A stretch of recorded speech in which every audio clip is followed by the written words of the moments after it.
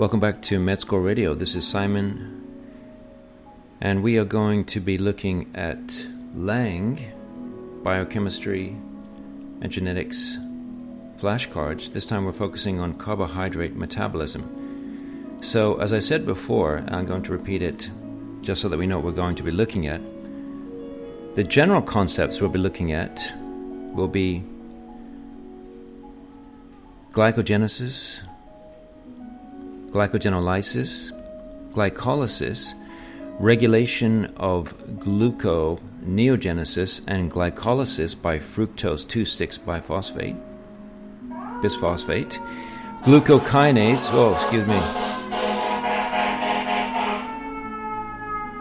looks like we have some more people coming to join the party. I'm living in a hospital, so that's why you hear that sound. Anyway. Okay, so as I was saying, regulation of gluconeogenesis and glycolysis by fructose 2,6-bisphosphate, glucokinase versus hexokinase, pyruvate metabolism, pentose phosphate pathway, fructose metabolism, polyol pathway, galactose metabolism, lactose metabolism, gluconeogenesis, and the Cori cycle. The diseases we'll be covering, specifically, the glycogen storage diseases, von Kerke disease, Pompe disease, Cori disease, McArdle disease, liver phosphorylase deficiency, Anderson disease, Tarry disease, pyruvate dehydrogenase complex deficiency, glucose 6-phosphate dehydrogenase deficiency, and disorders of fructose metabolism. We'll be looking at essential fructosuria, fructose intolerance, and disorders of the galactose metabolism, classic galactosemia, galactokinase deficiency, and as for disorders of lactose metabolism, we'll be looking at lactase deficiency.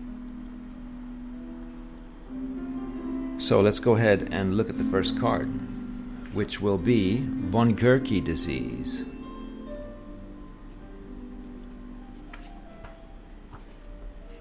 Okay, so here's the case. A 3-year-old boy is brought to a pediatric clinic because of restlessness and fatigue. The mother is concerned that he becomes fidgety between meals.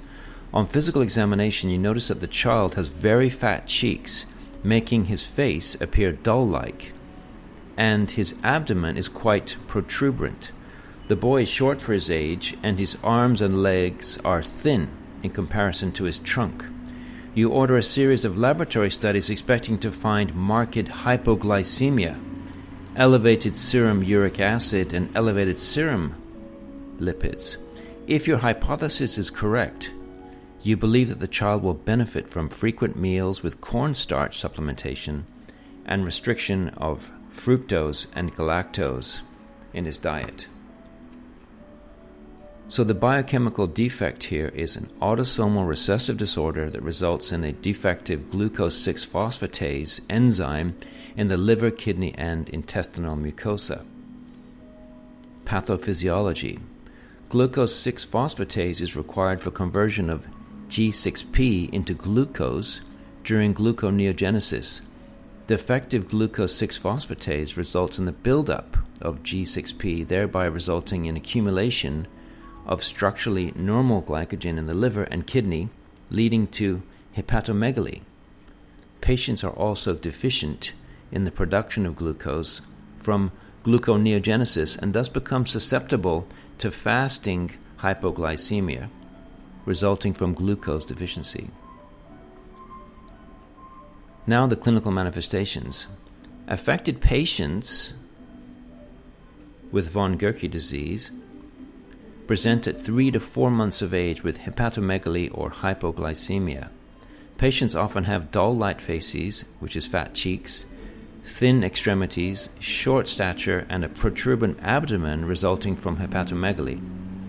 The lab findings would be hypoglycemia, lactic acidosis, hyperuricemia, and hyperlipidemia.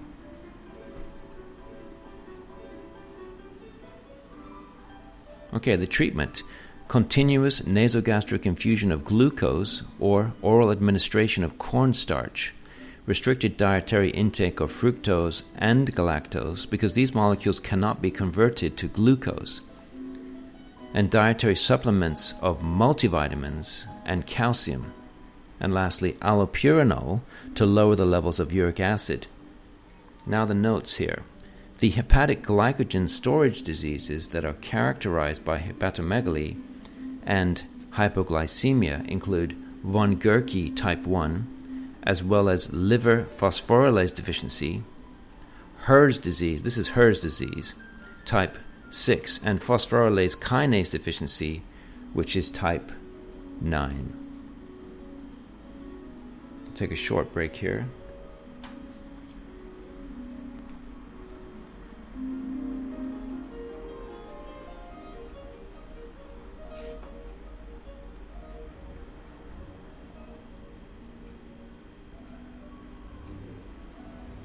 Okay, and the next card we're going to look at is Pompe disease, type 3. So first let's look at the case. A 3-month-old girl is brought to your pediatric clinic. One moment. Because she is not feeling well and has poor weight gain. On physical examination, you find that she has a large tongue and mild hepatomegaly. She is also significantly flaccid and hypotonic. Fearing an autosomal recessive glycogen storage disease, you order an ECG, which shows a short PR interval and a wide QRS interval. You order a series of serum studies expecting to see elevated creatinine kinase, aspartate transaminase, and lactate dehydrogenase. You fear that the child has a poor prognosis and will likely suffer cardiopulmonary failure and death before her first birthday. This is Pompe disease. The biochemical defect here is an autosomal recessive disorder caused by a deficiency of lysosomal acid alpha-1 4-glucosidase. The pathophysiology. Lysosomal acid alpha-1 4-glucosidase, this is acid maltase. It is an enzyme responsible for the degradation of glycogen in lysosomal vacuoles. If lysosomal acid alpha-1 4-glucosidase is defective, there is resulting accumulation of lysosomal glycogen in the skeletal muscle, cardiac muscle, liver, and kidneys, which leads to myopathies, cardiomyopathy, and hepatic dysfunction. As for the clinical manifestations, there are several forms of Pompe disease.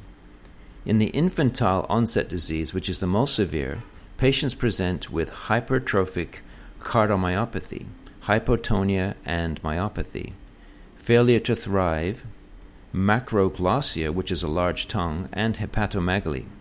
Death occurs by 1 year of age. The juvenile form typically presents as delayed motor milestones and difficulty in walking, followed by swallowing difficulties and proximal muscle weakness with death by the 3rd decade. The adult form presents as a slowly progressive proximal muscle weakness with truncal involvement. There is no cardiac involvement in the juvenile or adult form. The lab findings show elevated serum creatinine kinase, elevated aspartate transaminase, elevated lactate dehydrogenase, and the muscle biopsy shows vacuoles staining positively for glycogen. For the treatment, there is no effective treatment for the infantile form,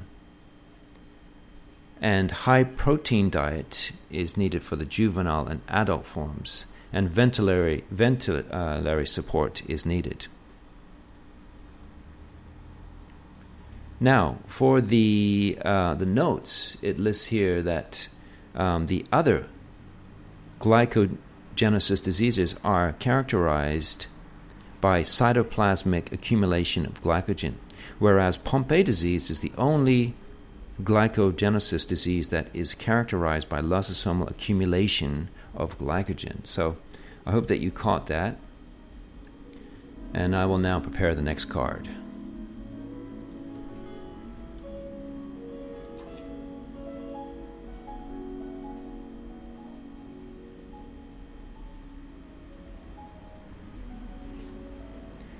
The next card we'll be looking at is Corey disease type 3.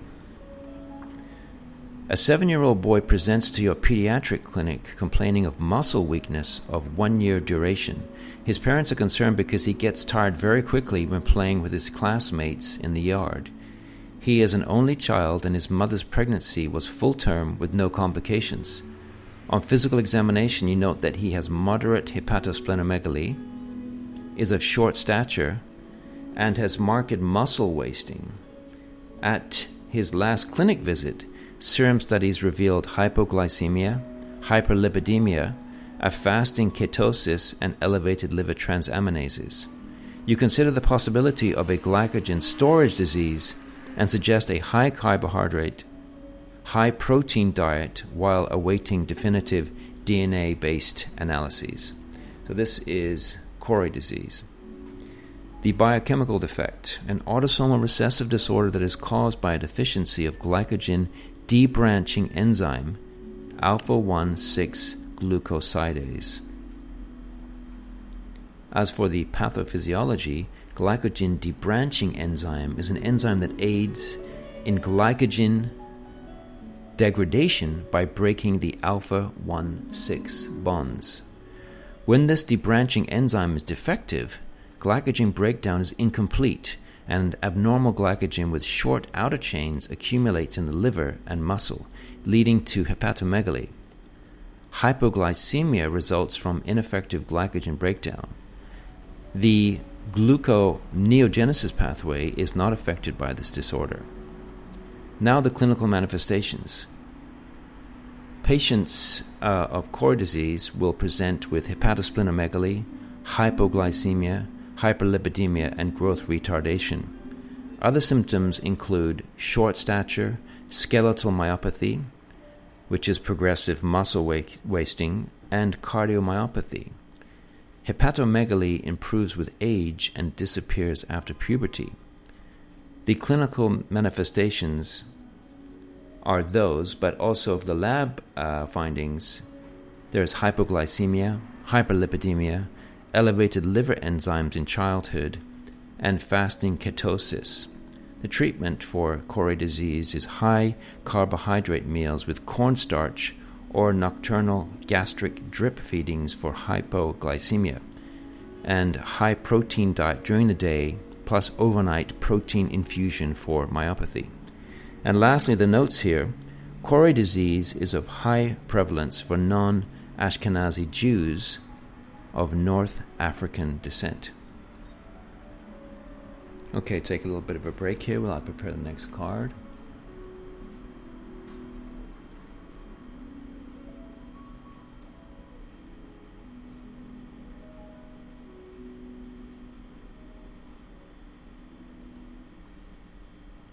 Okay, continuing on.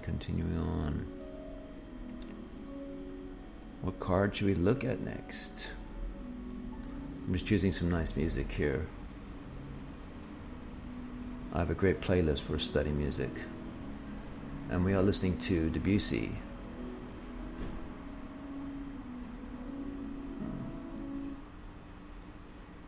Okay, here we go. Okay, the next card is McArdle disease, type 5. A 22-year-old man presents to your ambulatory clinic complaining of painful muscle cramps when walking 8 flights of stairs to his new apartment. On further investigation, you learn that he also experiences the severe muscle cramps after lifting weights in the gym. On several occasions, he has had reddish-purple urine after exercising. You suspect that this patient may suffer from an autosomal recessive glycogen storage disease, and you obtain a serum sample to test for elevated serum creatinine kinase at rest. While awaiting the test results, you suggest that the patient avoid strenuous exercise and eat a high-protein diet. So now let's think of the details of this case. The biochemical defect, it is an autosomal recessive disorder caused by a deficiency of muscle glycogen phosphorylase. Now, the pathophysiology. Muscle glycogen phosphorylase is responsible for the breaking of the alpha 1,4 linkages of glycogen in muscle. Deficiency of muscle phosphorylase results in deficient glycogen breakdown, leading to glycogen accumulation in muscle. Without effective glycogen breakdown, the body has to use other means to generate ATP, often through the breakdown of muscle fibers, thereby resulting in eventual muscle degradation. The clinical manifestations of myocardial disease: patients present in adulthood with exercise intolerance and muscle cramps. Symptoms are triggered by brief exercise of great intensity, for example, sprinting, or less intense but sustained activity, for example, climbing stairs. Half of the patients report burgundy-colored urine after exercise, myoglobulinuria, as caused by muscle breakdown. The lab findings would be elevated serum creatinine kinase even at rest.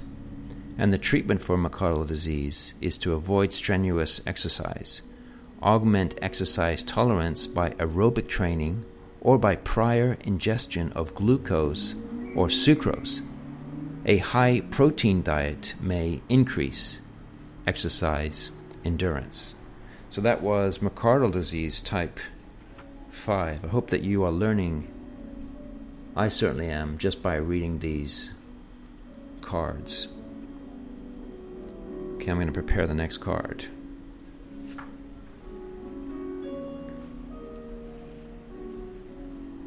Okay, the next card we're going to look at is liver phosphorylase deficiency, which is called, it's HERS disease, type 6. Liver phosphorylase deficiency.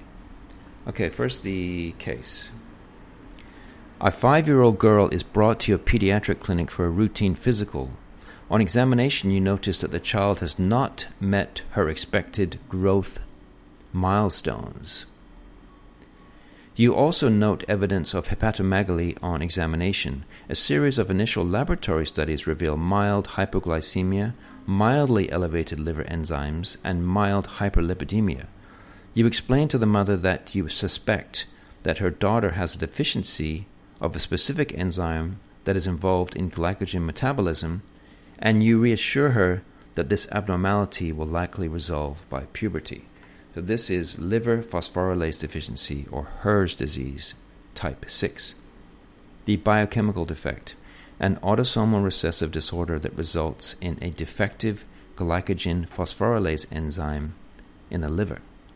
Pathophysiology: glycogen phosphorylase acts to break down alpha 1,4 glycosidic bonds within molecules of glycogen, thereby resulting in the release of glycose 1-phosphate units, which are subsequently converted to G6P and entered into the glycolysis or glyconeogenesis pathway. Defective glycogen phosphorylase results in the failure to efficiently break down glycogen, thereby resulting in accumulation of glycogen in the liver, leading to hepatomegaly. Patients are also deficient in the production of glucose from gluconeogenesis and thus become susceptible to fasting hypoglycemia resulting from glucose deficiency. Clinically, you would see the affected patients present in early childhood with hepatomegaly, mild hypoglycemia, and growth retardation. Patients often also have muscle weakness. Rarely, patients may have variants that involve neuropathy, myopathy, cirrhosis, or cardiomyopathy. The lab findings would be hypoglycemia, mildly elevated liver enzymes, and hyperlipidemia. The treatment and prognosis would be a high carbohydrate diet and frequent meals to avoid hypoglycemia. This disease usually takes a mild course, with most clinical and biochemical abnormalities resolving by adolescence. And the notes here on liver phosphorylase deficiency, or HERS disease: phosphorylase kinase B deficiency, formerly known as glycogen storage disease type 9 and 8, and C. AMP-dependent protein kinase deficiency, formerly known as glycogen storage disease type 10, are now included with glycogen storage disease type 6 and present similarly to type 6 disease.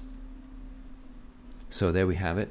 That was liver phosphorylase deficiency, or HERS disease.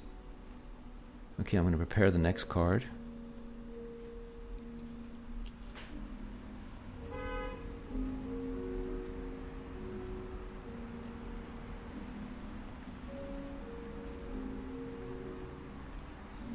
I wonder if you're catching any of these definitions. Are they memorable? I'm grouping them together to organize my mind, so I'm reading the carbohydrate metabolism cards from Lang, if you're just tuning in. And I'm doing this because I find that it organizes my mind and I'm able to concentrate on one category at a time. Okay, the next disease we're going to look at is Anderson disease type 4. So first let's read the case. An 8-month-old boy is brought to office by his parents, who are concerned that he is not feeding well. Examination reveals a listless child who is small for his age. You also notice an enlarged liver and spleen on abdominal examination, as well as an enlarged heart on chest X-ray. An electrocardiogram shows frequent premature ventricular contractions. When laboratory testing reveals a deficiency in the glycogen branching enzyme, you inform the parents that their son is afflicted with an autosomal recessive disorder of metabolism and recommend a consultation with a pediatric hepatologist. So that's the case of Anderson disease. So let's read about the details. The biochemical defect, firstly, an autosomal recessive disorder that is caused by a deficiency in the glycogen branching enzyme transglucosidase. The pathophysiology here is glycogen branching enzyme is an enzyme that aids in the production of glycogen. When this enzyme is defective, long unbranched glucose chains are formed and result in the deposition of this defective glycogen in the liver, heart, and nervous system. The clinical manifestations of Anderson disease: patients present in infancy with hepatosplenomegaly and failure to thrive. End organ damage can lead to liver failure and cirrhosis. There are some rare neuromuscular variants which present with muscle weakness and wasting. The lab findings are elevated liver enzymes in childhood. And lastly, the treatment and prognosis for Anderson disease: symptomatic treatment of liver failure, including possible liver transplantation. And the prognosis, unfortunately, is poor. Take a short break, and I'm preparing the next card.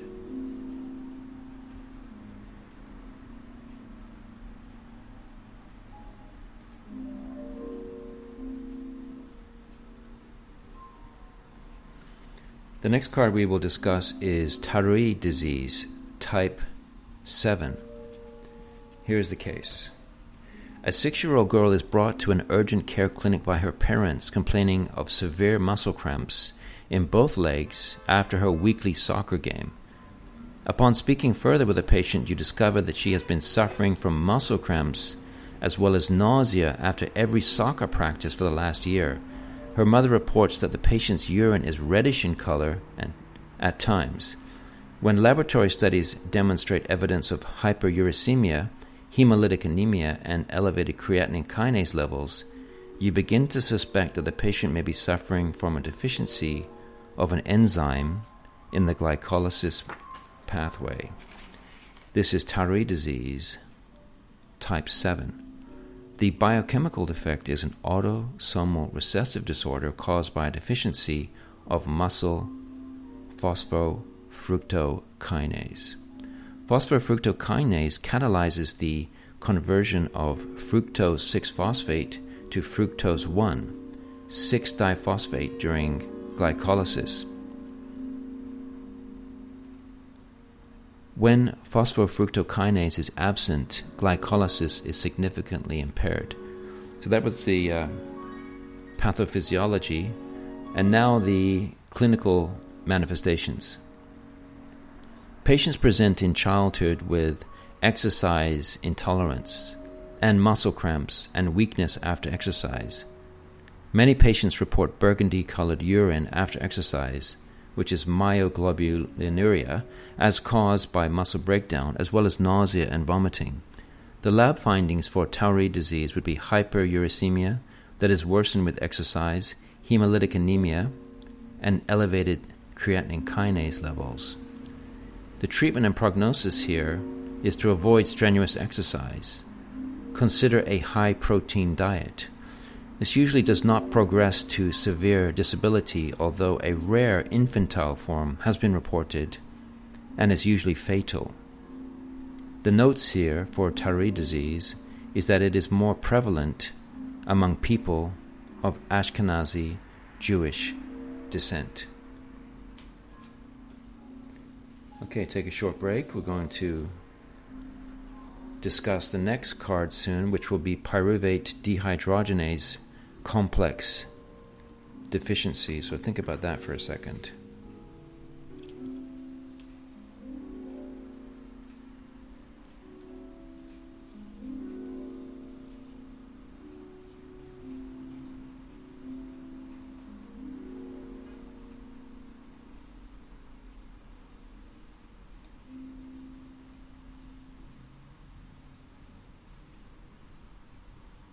Okay, so let's continue on. We're going to be looking at pyruvate dehydrogenase complex deficiency. So let's read the case first. A 4-year-old boy is brought to a pediatric clinic because his mother is concerned about a possible developmental delay. On physical examination, you find the child to have marked hypotonia, an ataxic gait, and chorioathetosis. Ophthalmologic examination reveals poor visual tracking, grossly disconjugate eye movements, and poor pupillary response bilaterally. You order a series of laboratory tests which reveal the presence of a lactic acidosis. You immediately become concerned that this patient may suffer from a defect of carbohydrate metabolism, and you decide to check serum levels of pyruvate to confirm your suspicion. So we're talking about pyruvate dehydrogenase complex deficiency. The biochemical defect here is that it is a disorder that is caused by a deficiency in the pyruvate dehydrogenase complex.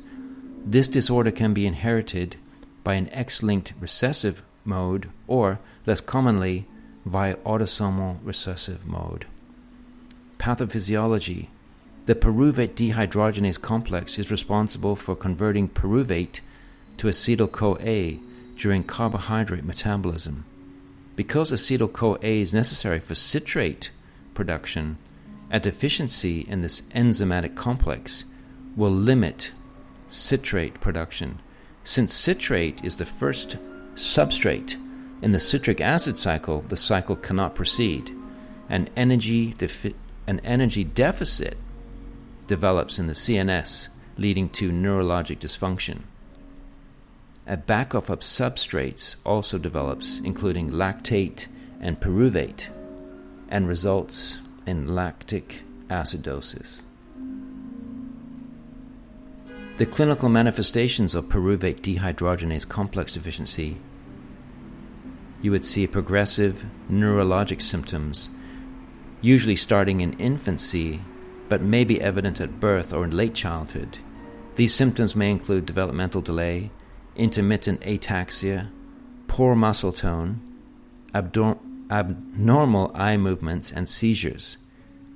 It is often exacerbated in alcoholics because of thiamine deficiency. And the lab findings would be high blood lactate and pyruvate levels and lactate acidosis. The treatment would be to increase the intake of high-fat foods with ketogenic nutrients. The notes for pyruvate dehydrogenase complex deficiency are lysine and leucine are the two purely ketogenic amino acids, the catabolism of which leads to products that can be used in the citric acid cycle without having to be routed through the pyruvate dehydrogenase complex first. So there we have it, pyruvate dehydrogenase complex deficiency. Take a short break here.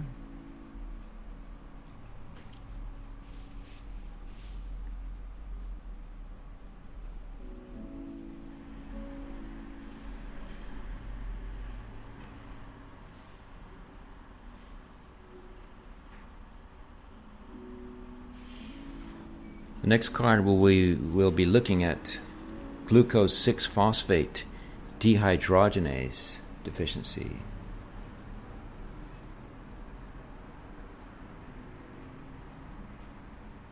Okay, so let's read the case.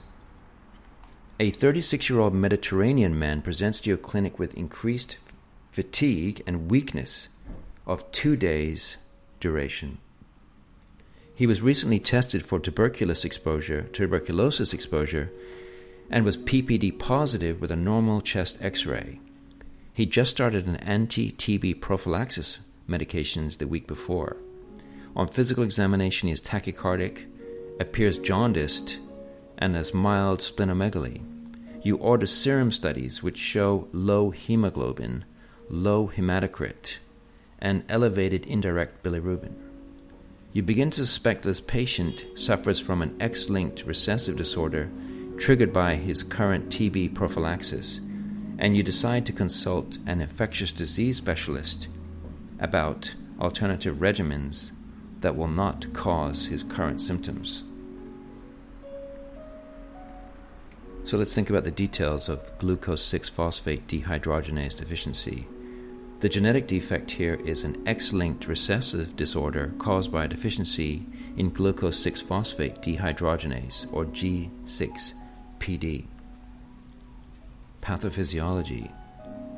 G6PD catalyzes the oxidation of glucose 6-phosphate to 6-phosphogluconate in the HMP shunt pathway, while concomitantly reducing NADP to NADPH. Deficiency in G6PD leads to decreased NADPH, a required cofactor in many biosynthetic reactions. NADPH maintains glutathione and is in its reduced form. I'll say that again. NADPH maintains glutathione in its reduced form, which in turn acts as a scavenger for dangerous oxidative metabolites in the cell and converts harmful hydrogen peroxide to water. Patients with G6PD deficiency have increased hemolysis of red blood cells, which rely heavily on G6PD activity as the only source of NADPH for protecting against oxidative stresses. The clinical manifestations. Most patients are asymptomatic until undergoing an oxidative stress. The causes include fafabines, sulfamethoxazole, primaquine, and anti-TB drugs, which results in hemolytic anemia. Patients may also report a history of jaundice, gallstones from increased hemolysis, fatigue, and splenomegaly.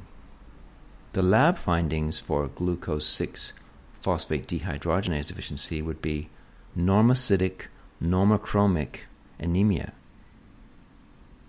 And you would see hemoglobinemia, indirect bilirubinemia, decreased serum haptoglobin levels. Peripheral smear shows spherocytes and Heinz bodies. The hemoglobin precipitates within the red blood cells. This is the Heinz bodies. The treatment would be discontinuation of precipitating agent, oxygen, and bed rest. The notes for G6PD deficiency is that it's more prevalent among African Americans and those of Mediterranean descent, and it has been associated with protection against malaria, which is an interesting point. Okay, let's take a short break, and we will look at the next card, which is essential fructosuria.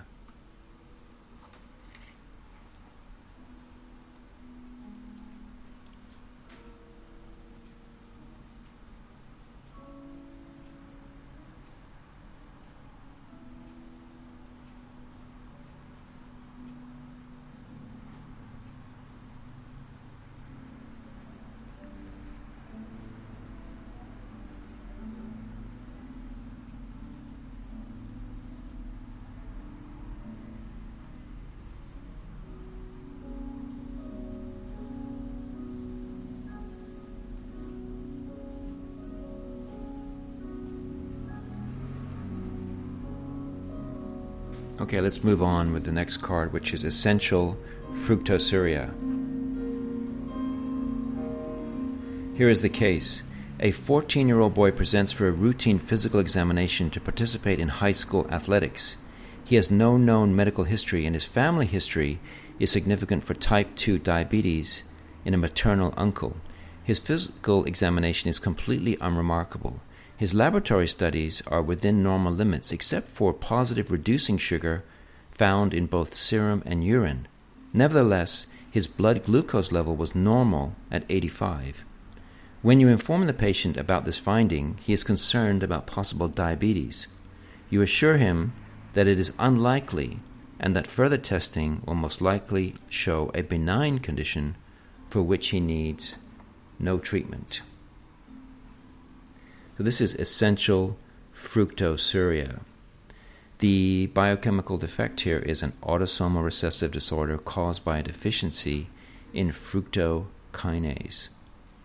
The pathophysiology: fructokinase converts fructose to fructose 1-phosphate in the fructose metabolism pathway. The deficiency of fructokinase activity in the liver and intestine significantly reduces the capacity to assimilate fructose into cells. Clinically, patients are usually asymptomatic, and the disease comes to light as an incidental finding. The lab findings would be positive reducing sugar in the blood and urine after meals rich in fructose. There is no treatment. It says that no treatment is necessary. The notes here say that essential fructosuria may be confused with diabetes mellitus if the nature of the reducing sugar in the urine is not defined. So that was essential fructosuria. The next card we will discuss is fructose intolerance.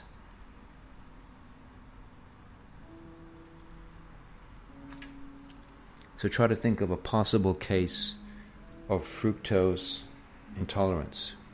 What would you be seeing in a typical case? In this case, a 6-month-old girl is brought to your pediatric clinic because her mother noticed that the baby has seemed lethargic and irritable for the last several weeks. The mother had just begun feeding the baby fruit juices several weeks before this visit. On physical examination,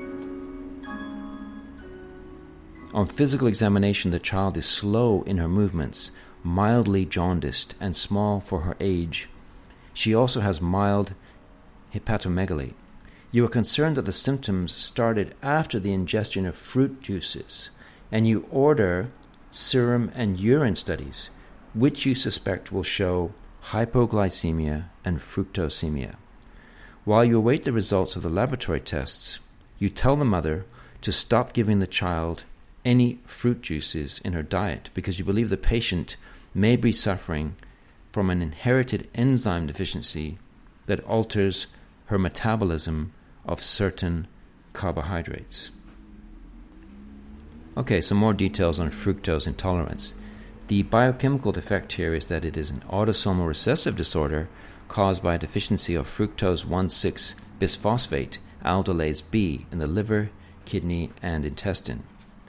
The pathophysiology: Fructose 1,6-bisphosphate aldolase catalyzes the hydrolysis of fructose 1-phosphate and fructose 1,6-bisphosphate into 3 carbon sugars, and these are dihydroxyacetone phosphate, glyceraldehyde 3-phosphate glyceraldehyde in the fructose metabolism pathway. Let me say that again. The 3 carbon sugars are dihydroxyacetone phosphate, glyceraldehyde 3-phosphate, and glyceraldehyde. Now, deficiency of this enzyme causes the rapid accumulation of fructose 1-phosphate. By sequestering phosphates, fructose 1-phosphate,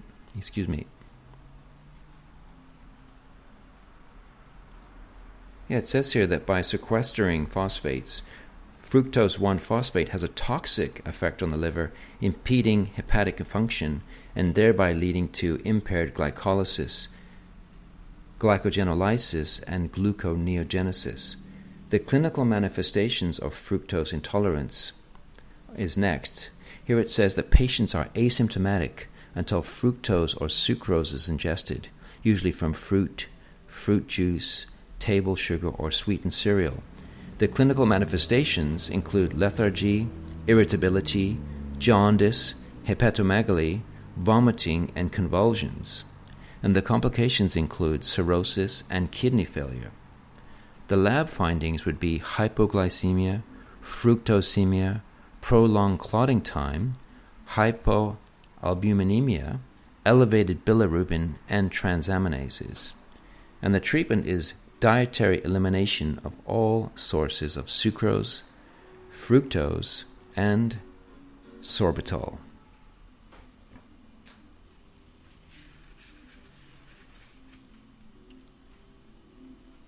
Okay, take a short break here. We have 3 more cards to discuss.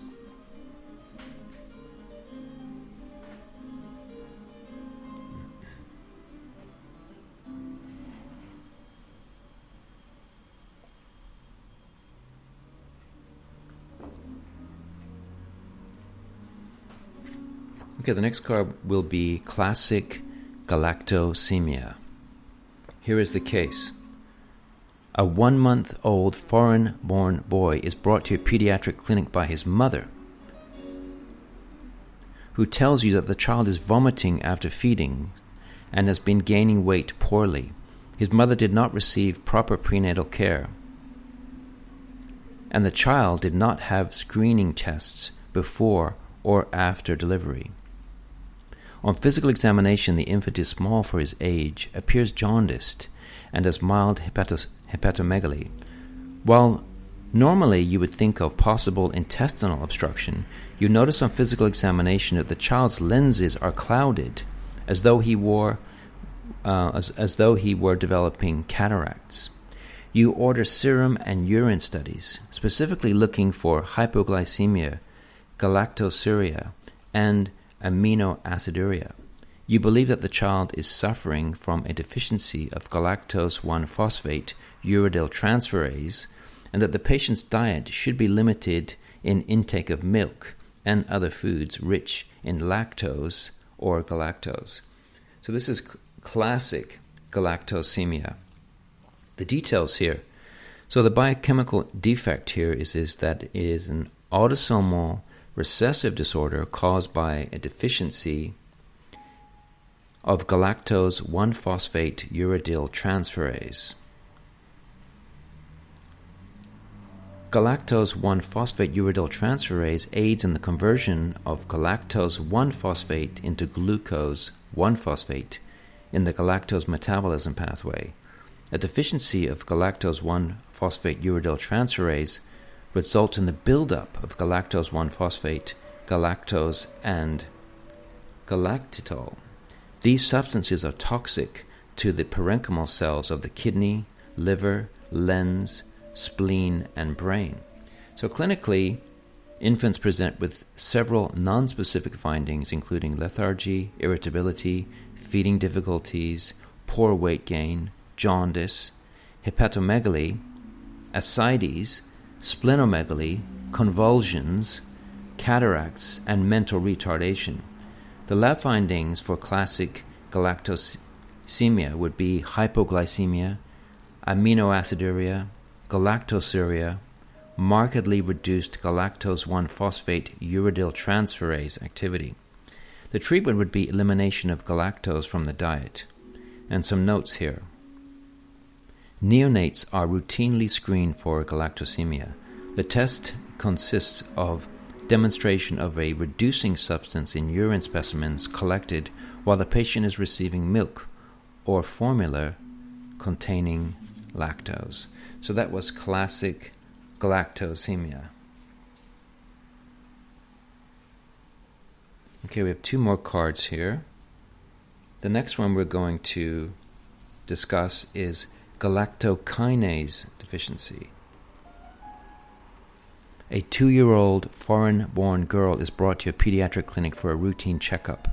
Her mother tells you that the child has not seen a doctor since she was born.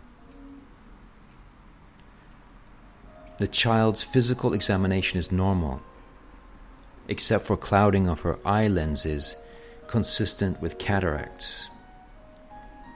She is of normal height and weight and has met all of her developmental milestones up to this point.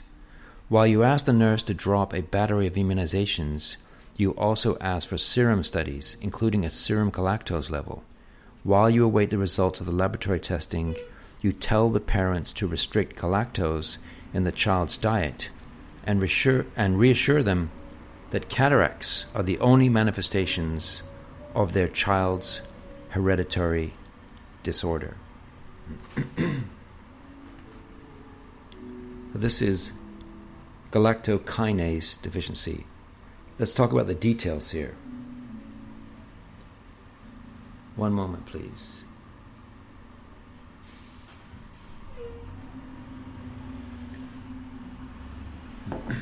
Okay. Galactokinase deficiency. The biochemical defect here is it is a benign autosomal recessive disorder caused by deficiency of galactokinase. As for the pathophysiology, galactokinase is required to phosphorylate galactose into galactose 1-phosphate during galactose metabolism. When galactokinase is deficient, galactose builds up. In the lens of the eye, galactose reductase and aldose reductase convert this excess galactose into galactitol. Galactitol causes the entry of water into the eye by osmosis and leads to the development of cataracts. The clinical manifestations here for galactokinase deficiency would be, in contrast to the multiple organ systems affected in classic galactosemia, infant cataracts are usually the main manifestation of galactokinase deficiency. Patients may also have developmental delays, which are related to sight, such as lack of social smile or failure to track objects. The lab findings would be elevated blood galactose levels. The treatment here is dietary restriction of galactose. Okay, now there is one more card. This will be lactase deficiency.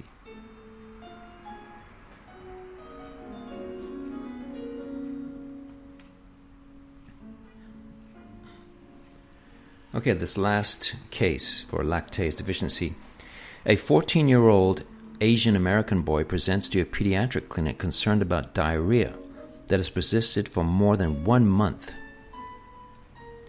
He reports that the diarrhea occurs about 30 minutes after he eats a bowl of cereal with milk each morning. He states that the stool are bulky and frothy, but there is no gross blood. He also has a lot of gas and bloating after eating breakfast. He reports resolution of symptoms for the remainder of the day. On further questioning, the patient does not eat yogurt, ice cream, or any other dairy products during the day. You believe that the patient has a common enzyme deficiency and that his intestinal lining is not absorbing an ingested sugar properly. you suggest that he try a commercial enzyme substitute with each bowl of cereal or a different brand of milk that has the enzymes necessary for its digestion. So that was a typical case of lactase deficiency. So let's read the details written on the back of this card now. First, the biochemical defect. This is caused by reduced genetic expression of the enzyme lactase fluorescein hydrolase. Lactase fluorescein hydrolase is involved in the rate-limiting step of lactose digestion. Lactose is hydrolyzed by intestinal lactase into glucose and galactose on the microvillus membrane of the intestinal absorptive cells. Lactose that is not absorbed by the small bowel because of the absence or deficiency of the lactase enzyme is passed rapidly into the colon, thereby leading to the entry of water into the colon by osmosis and the development of diarrhea. Clinically, after ingestion of lactose-containing products, for example milk, patients have diarrhea, abdominal pain, and flatulence. Stools are often bulky, frothy, and watery. The treatment here is reduced dietary lactose intake, commercial enzyme substitute, and alternative calcium and nutrient sources. And lastly here, for lactase deficiency, the notes say, this common problem has prevalence of 10% to 20% among Caucasians, 80% to 95% among Native Americans, 65% to 75% among African Americans, 90% among Asian Americans, and 50% among Hispanics. So we read quite a lot, and I hope that you were able to take in some of that information regarding carbohydrate metabolism. I know for me, it was challenging to read all of these cards, pronounce things correctly, and understand what was being said, but I'm sure that I picked up some important points, and I hope that the same was true for you, and I thank you for joining me on Med School Radio.